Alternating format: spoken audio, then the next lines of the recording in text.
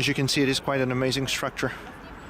If these walls could talk, I can only imagine the stories they would tell about the events that led to World War II and during World War II. A lot of what is up here today, I'm only assuming had been destroyed or closed there too, due to the bombings the city was subject to. Berlin, unlike Dresden or Nuremberg, did not suffer as much from the effects of carpet bombing. For example, Nuremberg was destroyed up to 90%. This city, from what I'm gathering at this point, and this from speaking to people in the city, was only about 30% destroyed. So 3 in 10 buildings had been destroyed, whereas in Nuremberg 9 in 10 buildings had been destroyed by the carpet bombings.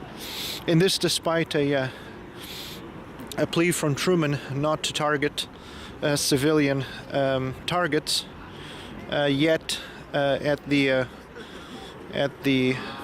high point of World War II there was very little civility left, and I'm only assuming that the desire was to get it done and over with as much as possible. So they were trying to go for infrastructure hits such as train stations and supply chain routes.